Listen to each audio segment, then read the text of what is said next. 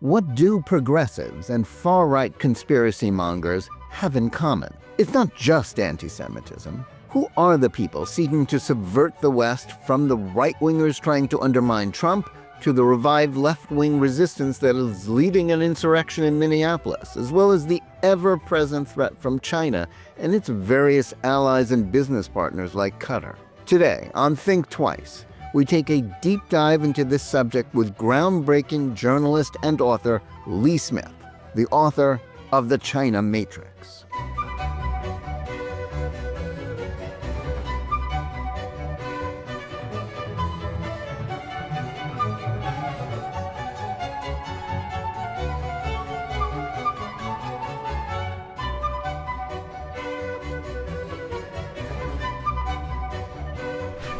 Hello, and welcome to Think Twice. Today we have an important conversation for you with author and journalist Lee Smith.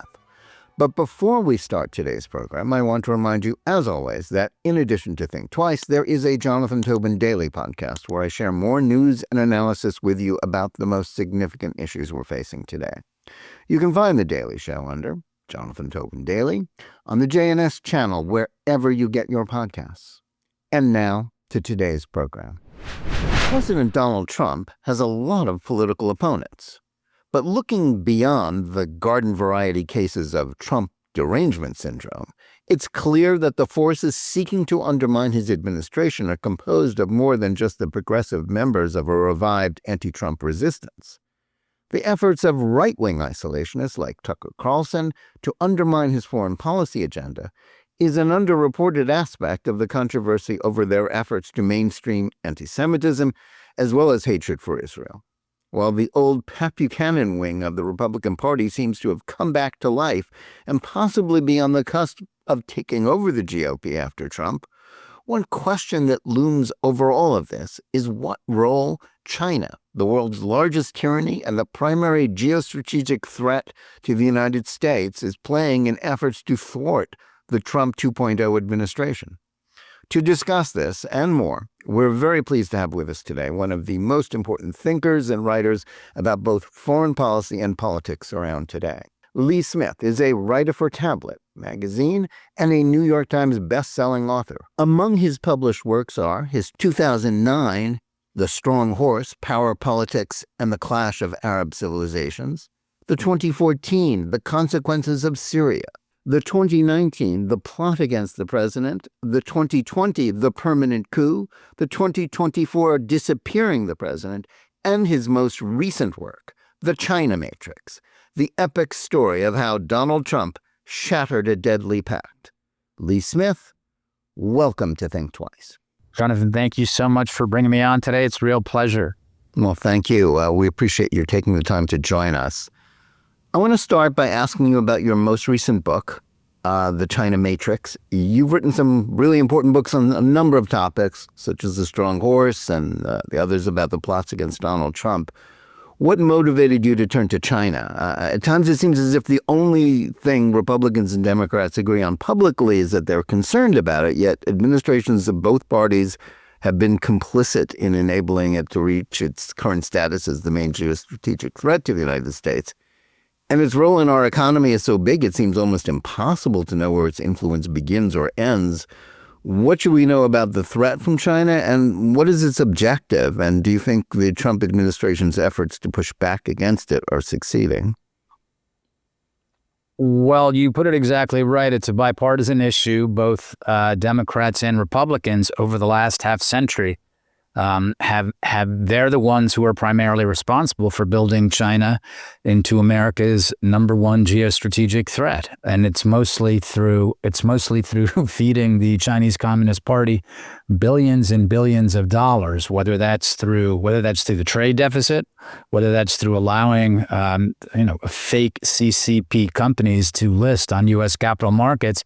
It's a catastrophe, and as Donald Trump has pointed out, it's that's how they've been able to build a very powerful People's Liberation Army. It's because of the United States. So when we talk about things like Taiwan and the threat that China poses to the American position in the Indo-Pacific theater, the main issue is not the first island chain. The main issue is not Taiwan. The main issue is that the United States has built the People's Liberation Army. Donald Trump's main effort, therefore, has been through tariffs, because the way he sees it, what's most important is to eliminate that trade deficit. So, Trump's tariff regime was general and broad, and it went across the whole world, but the main target was no doubt the People's Republic of China. And Trump seems to be having some success with the tariff regime so far, especially regarding China, and bringing manufacturing, and crucial manufacturing, back to the United States. There are other places where there are, I don't know, it might be a bit early to say whether there are reasons for concern, but there are some things that don't seem to match with the president's concerns about Beijing, including the recent TikTok deal. Mm-hmm. It's not entirely clear whether that's thoroughly gone through yet, but TikTok is a very important instrument for Chinese intelligence services. And the main problem is not that the data that the Chinese collect on American users of TikTok, for instance. It's propaganda abilities, its ability to shape arguments. We certainly saw this happening with in the post October 7th arena. How the debate was shifted against crucial American ally Israel and more toward Hamas. So it's a very, very dangerous instrument. Of course, there are lots of Trump donors who have a lot at stake in ByteDance, TikTok's parent company, going public. I mean, this is a deal that may be worth trillions of dollars. Yeah. So while that's understandable, this is a serious threat to U.S. national security. So we'll have to see how that plays out. But I'm certainly concerned about it, as are a lot of supporters of Donald Trump's larger China policy. Yeah, I think these are open questions as to sort of who's going to prevail. And what forces are going to prevail within the administration on this. I mean, he gets criticized from both ends, about it. But one of the elements that I think you write about is how China is basically buying up so much of the world. What does that mean for American foreign policy? Not just in Europe, and we understand the strategic threat that's partly behind the Greenland controversy. But in the Middle East, China has some very important trade partners there. How is that impacting, the course of, the wars that we've been dealing with and the conflicts? Well, this is certainly another reason why Iran is so important, because Iran is China's top ally in the Middle East. And of course, I think the really important thing to remember when we talk about the different sorts of operations that have been targeting the American public, we've been targeting American officials. We talk about Qatar. We've been talking about Saudi Arabia more recently. Unfortunately, Saudi seems to be playing a different role now than it was even a year ago. The key, the big rival that wants to ruin America's position in the Middle East is China. I think that's very important to keep in mind, and that's what Iran represents for the People's Republic of China, and that's why that relationship is so crucial with them. But as you say, China represents a threat around the world, whether we're talking about another ally in Europe, namely, most importantly, in Eastern Europe, which is Russia, whether we're talking about different inroads here in our own hemisphere, especially in Latin America. But again, the really big issue that China is our number one geostrategic threat. It's not a rival. It's not a competitor like other administrations and other officials will put it. It's hostile. Right. But the big problem is what goes on, not just inside Washington, right? Because China has what they call a subnational program, which means they target U.S. officials below the national level, subnational level, which means they go after local and state officials as well. We know how often For instance, former vice presidential candidate Tim Walz visited China. One of the things that I report in my book is that it becomes clear if you look at the data, if you look at everything that's laid out, Bill Clinton, as the governor of Arkansas, was targeted as a part of China's subnational program. I'm not saying that Bill Clinton was actively working for the People's Republic of China. I don't think there's any evidence to show that. But the fact that he was targeted as someone of interest, and this, of course, led later to Chinagate, when Clinton became president and Chinese intelligence operatives continued to push money into Democratic Party campaigns in the mid-90s, including President Bill Clinton's. So again, the real problem, our real problem with China are the American officials, the American corporate elites, and other Americans who have a stake in advancing the interest of China. And it's not all because they are keen to betray the United States of America. The number one reason, of course, is their financial interests. There are obviously certain leftists and progressives, and we look at Neville Roy Singham working out of Shanghai and the amount of money he's poured into different protest movements here in the United States to destabilize this country. So absolutely, there are really bad actors here working on behalf of the Chinese Communist Party. But for the most part, it's people who are, for the most part, they're motivated by greed. That's the real problem. It's very hard getting at the problem of China with so many Americans standing between our number one threat and United States economic and national security. I think that's such an important point. I want to get back to the Middle East and Iran and some other things, but I just, it takes me back to the late 90s when I was working on some of these issues. And I remember speaking to some people, at the Heritage Foundation, which we'll talk about later in a different context. And I was really interested in human rights and human rights violations. And, that was part of, the annual vote to give China most favored nation status. And, people at Heritage were telling me, don't you want Americans to make money? I mean, what's wrong with you? And, that's kind of how that debate went. And, I think before we turn to something else, like who are the people who really enabled this, who allow, from a standing start in the 1970s, from China being anathema to the United States, to becoming so fully integrated into our economy and enabled with U.S. help, and with the help of prominent figures, not just left-wing figures, not just right, just mainstream people that enabled this to all happen.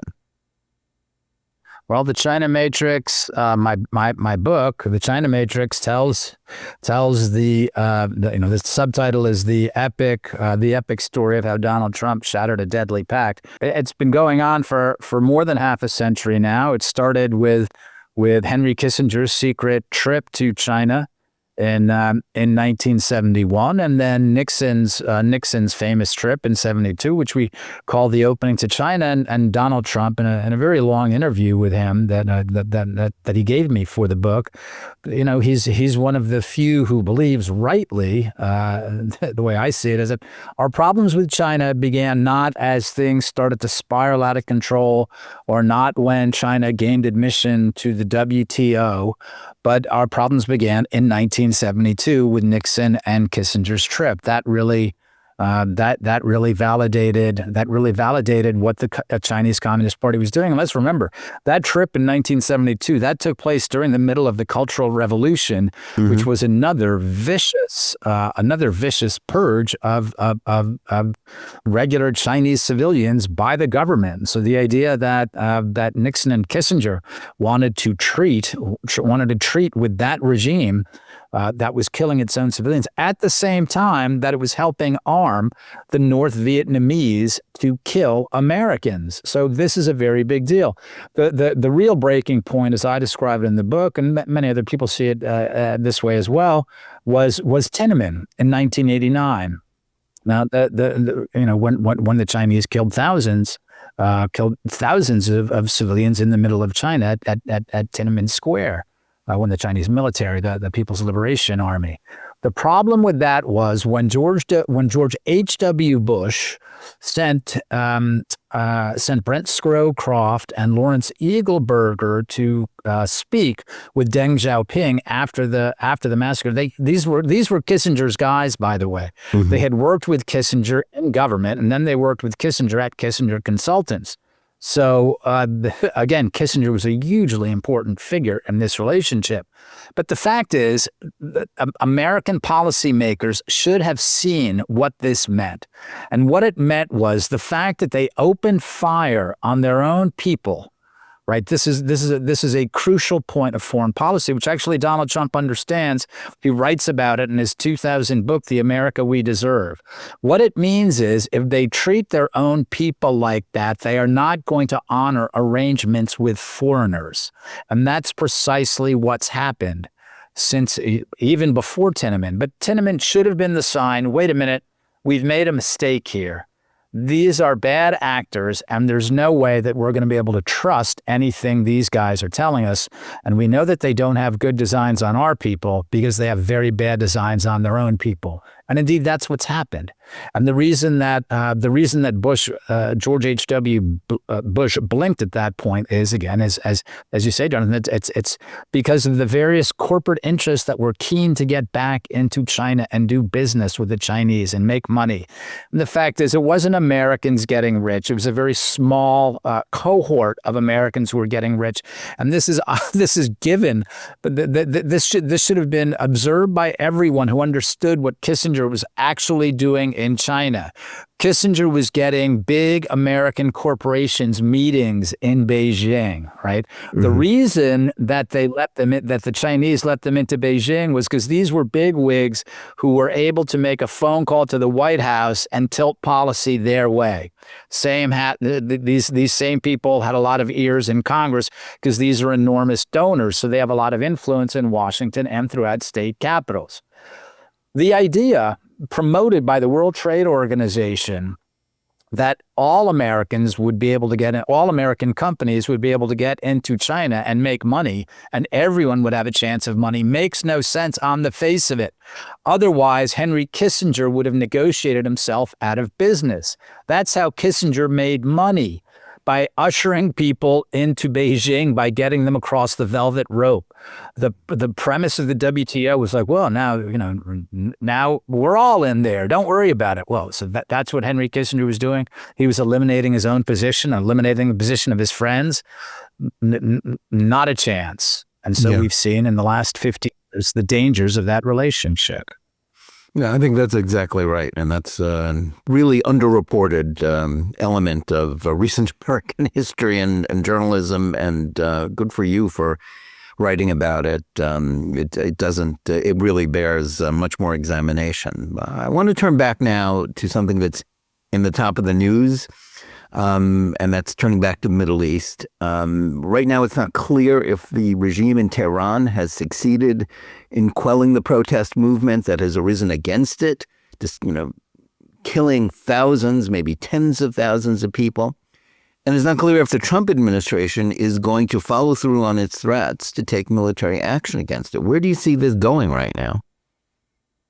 Well, I'll come back to Tiananmen for a second. I mean, the reports suggest anywhere between now 20 to 40,000 people have been killed by IRGC and Basiji forces all throughout Iran. So what is that? That tells us that it's an extremely dangerous regime. And if we look at the amount of violence, the bloodshed throughout the Middle East and indeed around the world that goes back to the Iranian regime, whether we're talking about October 7th, whether we're talking about the efforts made by IRGC commanders to kill American troops in Iraq. I mean, this is an extremely dangerous regime, and the idea that they're moving forward on their ballistic missiles program and they're pushing ahead to restart their nuclear weapons program.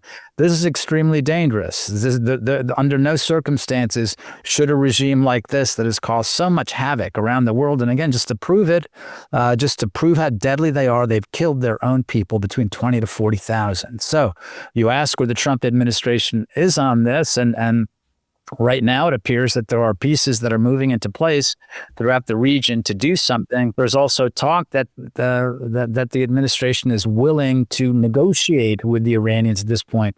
Whatever negotiations means, I do not understand what negotiations could possibly look like with this regime at this point. Yeah, that's an interesting point to make here, in that some people within the Trump administration who are talking up negotiations, and by that I principally refer to Steve Witkoff, the Middle East envoy, or whatever his title is right now. It seems to me that he is sort of the spokesman, Trump real estate crony, though he is, for the Obama administration's foreign policy and its revival, especially with respect to Iran. Yet, you would think more people on the left who went down with the ship with supporting the Iran nuclear deal and every element of Obama's efforts to achieve a rapprochement with Iran and to basically downgrade Israel as an ally, and even Saudi Arabia in favor of Iran. But they don't seem to be supporting it, yet it seems to me that's what he's doing. We have to go back to Operation Midnight Hammer, which was a function of Israel's Operation Rising Lion. And Trump was talking about negotiations with the Iranians all along. And then as the Israelis started attacking, what was it, a week and a half in, that's when the United States joined forces with Israel. So, we have some precedent showing that Donald Trump will talk about negotiations, and that's part of his negotiating tactic, to say yes. Well, that's part of his strategy. Mm-hmm. Right? Yes, we'll talk about negotiations, and part of that is to distract the target or to throw them off guard. So we have that in the background. But yes, certainly what you're talking about, for all of us who were concerned during the Obama years about the Joint Comprehensive Plan of Action and how that administration and the Biden administration, how they looked at Iran, this is a very serious concern, as is the fact. I don't think that, I think there are very few Americans at this point who believe it's the role of the United States to democratize Iran, to give Iran a democratic leader. I think that we've learned that sort of thing is very hard for us to do. Nonetheless, I mean, to come back to what we were just speaking about a second ago, this is an extremely dangerous regime. How much time do we want to give them? What are we willing to risk in the meantime? So certainly, if this talk of negotiations is going to lead to a more forward-leaning strategy, then that would seem okay. If this is just giving the Iranians a chance to buy time, then that's very bad. Yeah. I want to, I think it's important to sort of put this in context, because I think the debate about foreign policy in the Trump administration and, what to do about Iran is, not entirely distinct from another topic that's important in the United States, and something you've written a lot about, as well as I have, about the rise of antisemitism on the political right. There is a battle for the MAGA right and the Trump legacy going on with people like Tucker Carlson, the debacle at the Heritage Foundation at the center of it. I think the question a lot of people are asking is, where is this coming from? How did the old paleocon, Pat Buchanan wing of the conservative movement, which was essentially isolationist, how did it revive itself? And why is it trying to undermine the Trump administration, which, presumably people like Tucker supported? And still support, right, and still get access to the White House. Yeah, well, that was certainly surprising, and that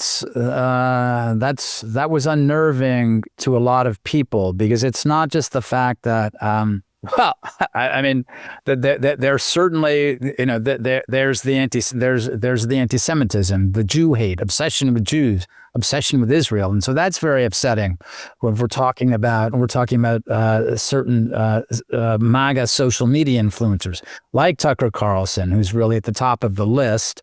That's a concern, but there's also the fact that undermining the president's agenda. I mean, the Jeffrey Epstein thing was absolutely wild. The idea that somehow Jeffrey Epstein was part of or was running a Mossad spy ring.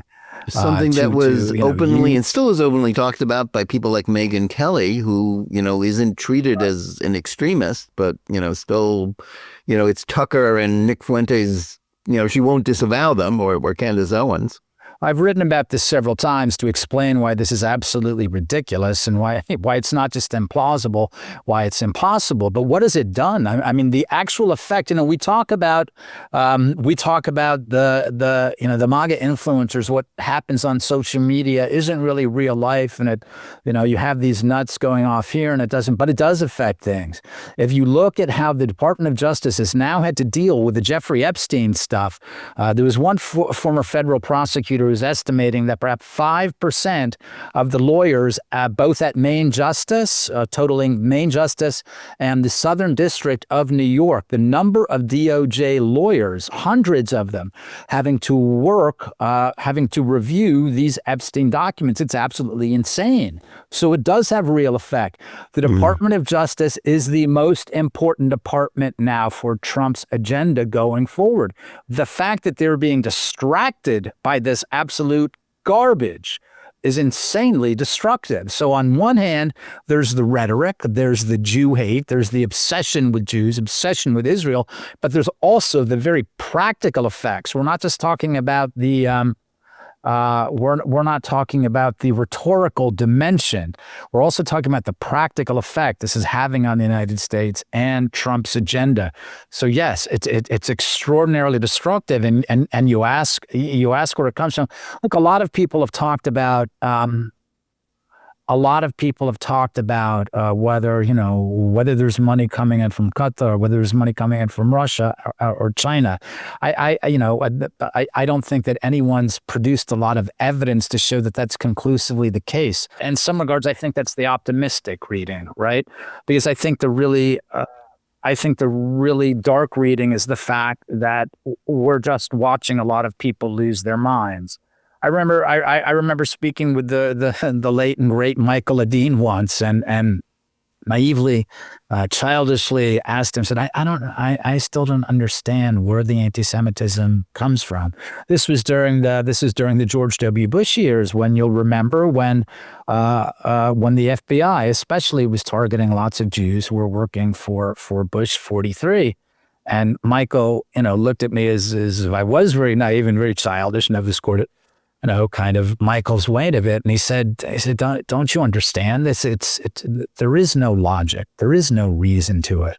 And so that's how I've come to understand it. It's the form that madness, that unreason takes in modern politics, anti-Semitism. So that's my dark reading.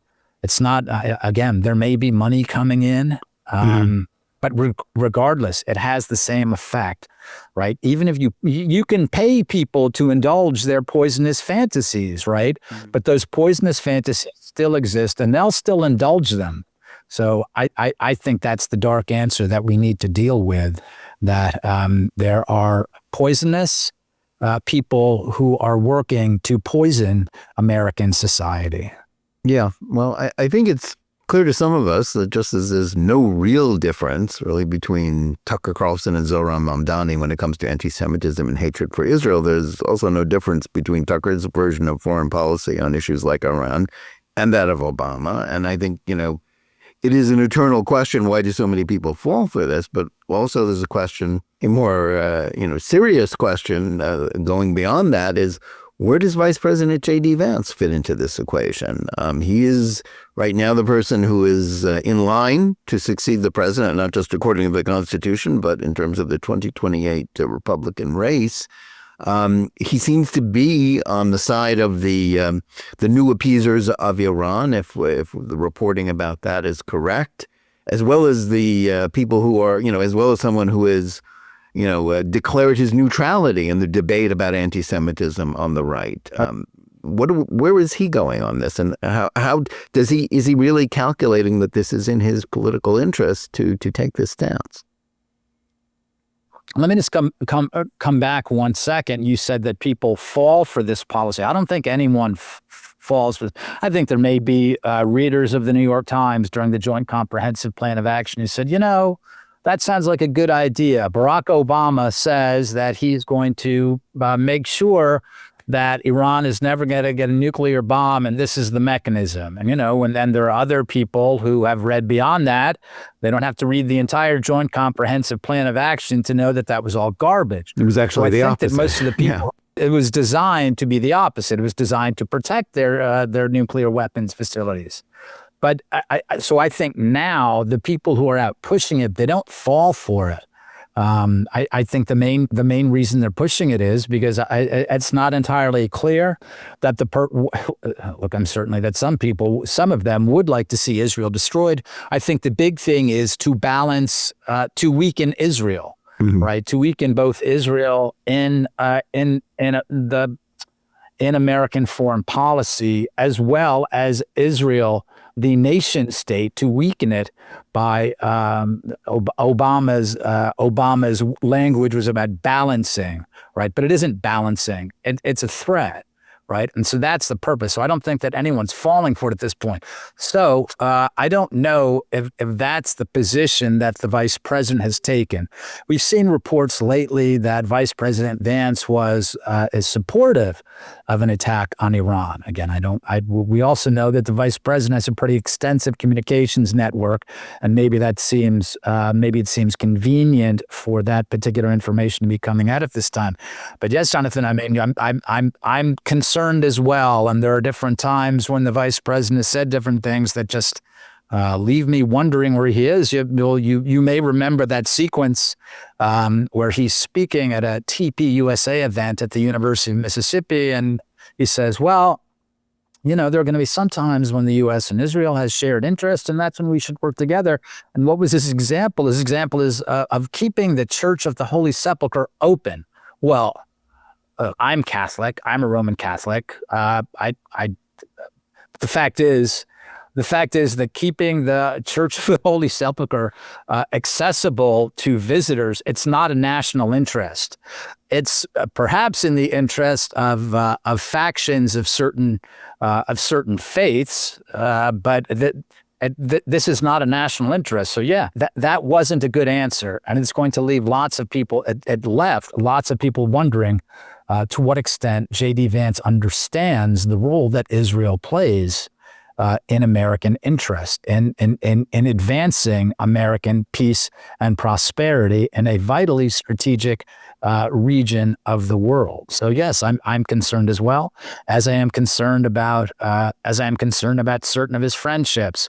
However, I also look to the wisdom of the American people with the belief that these sorts of issues will resolve themselves, thanks to the wisdom of the American people. Well, I guess that's a reference to the ballot box, although we don't know what the alternative to a Vance, or the alternative within the Republican Party will turn out to be. I think that's a wise way to put it. But let me just go back one last time.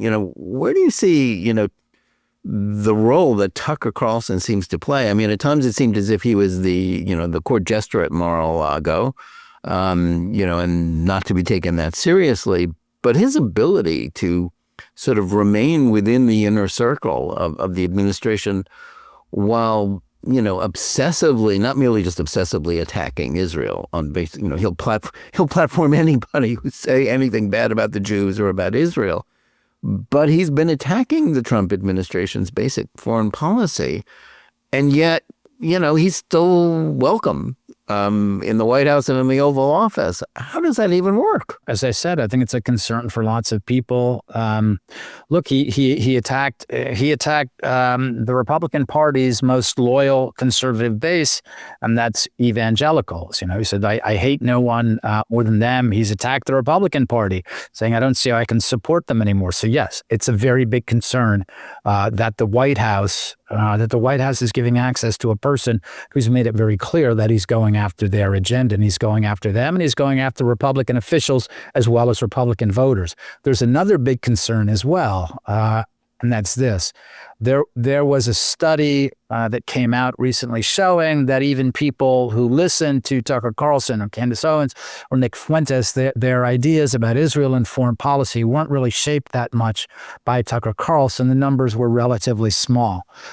However, someone who reported Russiagate, and as someone who saw how that communications ecosystem worked, that's still a very big concern because you don't need a lot of people.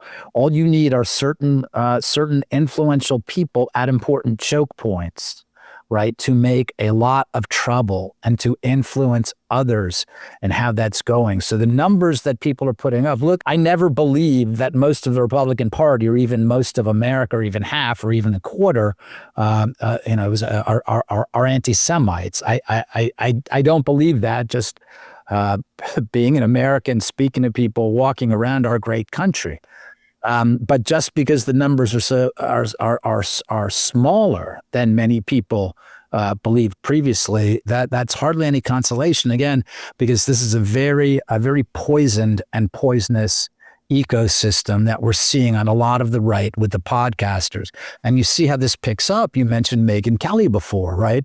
People are surprised that Megyn Kelly would fall into this same thing. Look, there's lots of things that you can say about media people and the spine or lack of spine. Yeah, TV journalists. Media people, right? Follow trends, right? Exactly. News readers, right? Mm-hmm.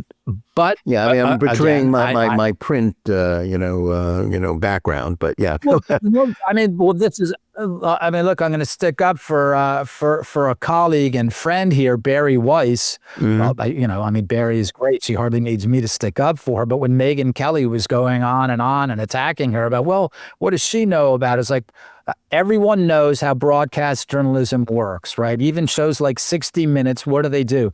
They pick up national print press or local print press, and that's where they go to for stories. They often do a very good job, but without print press, there's no such thing as broadcast news. Certainly not national broadcast news. It simply doesn't exist. Yeah. So again, we're talking about people who are news readers. Some of them are very good.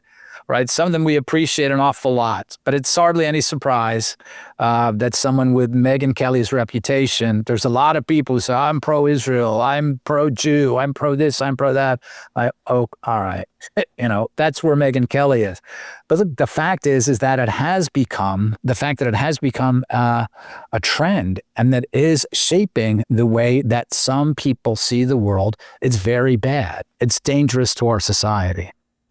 Very true. Let me go back to something we've referenced in passing before, and it's one of the key issues in the debate about foreign policy right now is Qatar and its ability to remain in Washington's good graces and to be influencing so many people in the United States. You've written that the U.S. relationship with Doha, its origins was a product of a post-9/11 delirium. Yet they have hung on. They have hung on, even though like all of their positions were kind of debunked. Why are people like Jared Kushner and Steve Witkoff so entranced with them? Is it just a function of their business ties? And how much influence does Qatar have on the American right, specifically, including think tanks, as well as universities and real estate operators? The biggest issue is it's not the money that Qatar's throwing around universities. It's not the money that Qatar throws around Washington, though it's an awful lot. Yeah. The biggest issue is the Pentagon, right? The Pentagon is the top Qatar lobbyist. The Pentagon's very happy with El Udeid Air Base. The country's built that for them. There's barracks. They don't pay anything. So everyone is very happy with that. were the Pentagon to go south on Qatar, were they to say, wait a minute, these guys are bad news, a lot would change right there. But the Pentagon is not doing that because the Pentagon believes, well, we can weather the different problems that we have with Qatar, but we really need them for A, B, and C. Whether that's true or not, I don't think it's true. Look, one of the important things that the Obama administration did for Qatar was the Obama administration liked the fact that Qatar dealt with a lot of bad actors. They figured that they could use them as a channel to lots of these bad actors. Of course, the Obama administration thought that some of them weren't such bad actors, like Hamas, right? Yeah. So that's why Hamas set up a political bureau in Doha. I believe it was 2012. But this is certainly something that we saw after October 7th as well. The Biden administration certainly relied on the Qataris for negotiations with Hamas, and I think it's very destructive. But again, as I saw with China, or as I argue with China, the problem is here at home. Right? If we want to deal with bad actors, there is nothing stopping the Pentagon from saying, enough. These guys are real trouble. There's nothing wrong. There's nothing wrong with the White House saying the same. It's like, yeah, thanks. That's what you're doing, we can get elsewhere. And it appears there's never been a lot of pressure on Qatar. In fact, it's gone the other way. And this is one of the reasons why we're seeing the Saudis take the position they're taking. Mm-hmm. They hit a certain point where their reform agenda stalled, right? And that a lot of us who were happy to see the reform agenda. Some of us were warier in the beginning, recognizing like, well, MBS is very ambitious and he wants to have good things for the country and he wants to move it into the 21st century. But the fact is, all those pictures of the parties in Riyadh and the Formula One races in Jeddah, we're talking about a very small part of the Saudi population. Right. It's not like it's universal education and wonderful forward-thinking people. It's extremely limited. And so what have the Saudis done? It seems that the Saudis have learned from the Qataris that this is that it's an okay position because they've never been upbraided by they've never been punished by the United States for it. And the Saudis right now think that this is the way to go. So yeah, Qatar's influence is very dangerous. But again, the United States policymakers are responsible for keeping us safe, and it's their responsibility to deal with Qatar in ways they have not since the first Bush administration, right? When Al Jazeera was giving troop locations and inciting violence against American troops, famously with Yusuf Qaradawi, who is inviting Muslims from around the world to come and wage jihad in Iraq. So that's probably one of the last times that American policymakers have read the Riot Act to the Qatari royal family. I don't believe it's happened since. Yeah, this is related to something you've recently written about, and it's basically saying, that as much as certainly the pro-Israel community has been obsessed with, expanding the Abraham Accords, hoping for it, and even Israel, you speak to people within the Israeli government, they talk about that too, but maybe we should stop obsessing about the Abraham Accords, basically because the Saudis are never going to, recognize Israel formally. They that's something I've always believed, that, they're never going to do it. Why are, do you think this is really where it's going, that the window for, if there ever was a window for Saudi recognition of Israel, is now closed, if for no other reason, because they're not as worried about Iran anymore? Yeah, that's a very big deal. And it says something, it provides some real insight into Arab culture, which we saw, which we'll remember, we saw in Beirut in the early 1980s as well. After the Israelis went in there and they, nominally partnered with Bashir Gemayel. And Bashir Gemayel said, "I'm not going to, said, yeah, good. I'm not going to help you. You're on your own. I'm not going to get in the middle of this." So why? Because the Israelis had taken the fight on themselves and they made it a little easier on Gemayel. And they said, well, why do I need you now, since you've already done the work? And so that's a lot of what we saw with the Saudis, as well. So it's a pretty important insight into Arab culture and what allying with different allying with different Arab entities entails. Look, why do the Israelis need? It's a nation state. Why do they need normalization with Saudi Arabia? Do they want investment from the Saudis? I'm sure there are different Saudi billionaires who are happy to pour some money into different ventures there. That's what they want. But as far as what are the Saudis worth? Mm-hmm. Right? So now they're likely again to stir jihad against Israel. Well, that's always going to be a factor in Muslim world politics, right? And that's in a regime whose legitimacy has always been linked to religion, and it's not just its right. It stands as the guardian of the Islamic holy places, but that it's always been linked to a particular extreme form of Islam. Right. And it's also, when you put it like that, especially, John, it's like, why does the Jewish state need recognition from the guardian of the two holy shrines? It sounds like a punchline, right? Israel's a very strong, powerful state, inventive and innovative. It's like, okay, it seems to me not very important, and what the Israelis have already done to ensure Saudi safety is a very big deal. So the Saudis should be grateful, but no, that's not the route they've taken. And so again, I think it's an important insight into how Arab culture, Arab political culture, certainly works. No, the Abraham Accords were built for one very important reason, and that was to show throughout the Middle East who American allies were. It was a counter to the Barack Obama administration. It was a very significant strategic move during Trump 45. Because what did the Obama administration do? They turned the Middle East upside down to privilege the Iranians and American adversaries at the expense of American allies, namely Israel, as well as Saudi, the Gulf states. Trump said, no, we're going to turn this around and we're going to empower our allies and outflank the Iranians. That was a very big deal. Now the Iranian threat looks like something else. So the Abraham Accords is not, there's no strategic significance to it at that point. As far as the other reasons, wanting normalization, frankly, that's sentimental. Right. Mm-hmm. What is Israel really going to get from some of these different partners? We see that they're working with Morocco right now, right? Well, that could have happened through a bilateral agreement as well. So those are the important things. Those are the things that are lasting and important.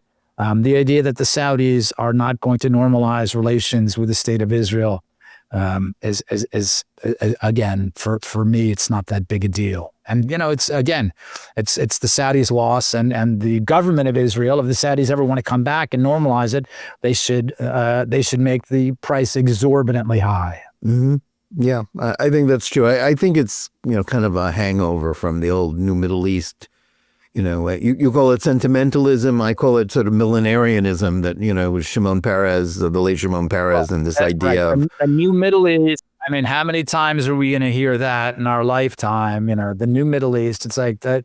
The Middle East, when Donald Trump is talking about, look, I don't think he was right. I think he was over-exaggerating, but he's saying, for the first time in 3,000 years, peace. Well, where did you come up with that number? But he underscored something really important. And that's like, this has been going on for a long time. And guess what? The Abraham Accords is not going to put an end to it. It will continue. And thank goodness, I believe that the government of Israel and most Israelis who live there, who serve in the armed forces, they understand where they live, and they understand what they have to do to continue pushing their great country forward. And it certainly doesn't depend on normalizing ties with Riyadh. Yeah, I think that's very true. My last question, I want to turn to another really important story that's in the headlines this week, and that is what's going on in Minnesota and what seems to be the revival of the anti-Trump resistance that we characterized his first term in office. And at the center of that was Russia collusion, about which you did a lot of good reporting and your books. So I think the question is this ever going to go away? And will we get back to it in a new version if Democrats are in control of the House and begin impeachment again, a year from now? How much of what we're seeing in the headlines is really just a partisan effort to not tolerate this man being president, even though he's now won twice? Let me work backwards a little if I can. Sure. And that was during the first Trump administration and during the Biden years, not just Trump supporters, but I feel a lot of America. I mean, if you look at Russiagate, which thanks for talking about those books. If you look at Russiagate, if you look at all the other different things that happen, if you look at the COVID, the COVID vaccine mandates, the mask mandates, if you look at all the different things, I mean, a lot of Americans feel or felt hugely, they felt besieged, right? And they were very concerned. I mean, we'll never forget Joe Biden's speech in Philadelphia, where he was, where he basically described half of the country as traitors, as threats. But of course, this was consistent throughout the Biden years, talking about people. And that was the point of Russiagate, by the way, right? Mm-hmm. The point of Russiagate was to describe Donald Trump as not American, as someone who had who had sold out the country, right? But then to turn this around and to describe not just Donald Trump and not just his aides, but everyone who voted for Donald Trump as threats to the country, as traitors. So lots of Trump supporters rightly, and again, lots of other Americans felt really under siege. The election of Donald Trump's victory, left many people, I believe, feeling, I wouldn't say overly optimistic, but let's say triumphalist, right? And this is part of what we see with the J.D. A lot of people Vance thought thing. we were past it, that this was over, it had been defeated. Right. There weren't, after the 2024 elections, there were no riots in the streets, as some of us feared.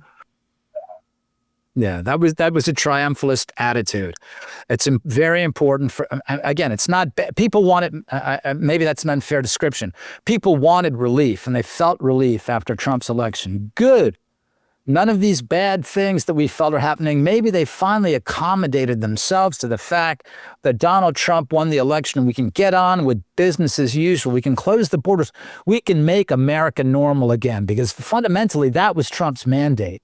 If you look at all the policies he ran on, right, this wasn't about, I'm going to lead America out of the wilderness and into the chosen land. No, there was a winning formula, which was based on the post-war order from Eisenhower to Reagan, right? Trump knew what he had to do is making America normal again, closing the borders, reshoring manufacturing, making the American military strong again, ending the weaponization of the American government. This was all bad stuff that had happened before. That was freakish. Trump's project was not revolutionary. It was to make America normal again. And this is what people counted on. What Trump administration officials must understand is that what making America normal again means, that's how they must govern. But remember, in the back of their mind all the time, we must remember that Kamala Harris, arguably the worst presidential candidate, major party candidate in American history, won 75 million votes. That's the Democrats' hard floor, 75 million. And remember, she had less than 100 days to campaign, 75 million. That's a hard floor. So the idea that the Democrats have any reason to normalize themselves? No, under no circumstances. And here's the other problem. When you look at what's happening, as we discussed before, when you look at what's happening in parts of the right, extremely influential parts of the right, it's like, well, wait a minute. That's just giving us more rope to be as radical as possible. If they're being radical, why do we have to come back to the center? Why do we have to follow John Fetterman's example? We'll just stay out here on the far left. So right now, the different trend lines are extremely bad. But what the administration must keep in mind, and the idea like going into Minnesota, this is where the George Floyd riots started. This is one of the reasons why, among others, one of the reasons why Donald Trump lost the election in 2020, because of the nationwide riots that started in Minnesota. The idea that you're going to go into Minnesota and people are going to cooperate there is preposterous. The people planning the raids, and now we're seeing that there's some fallout from this, right? It appears that DHS Secretary Kristi Noem is being sidelined, and Tom Homan is again going to be coming back and playing a larger role in the deportation program. Why? What is Homan prioritizing? Homan is prioritizing moving out felons. Right? Real criminals, as well as people already have a withdrawal order, where Noem appeared to be more interested in showcasing deportation maneuvers for social media influencers, right? And all of this must be understood in this crucial context. The next Democratic president will reopen the borders immediately, whether that's 2029, 2033, 2037, that's what's going to happen.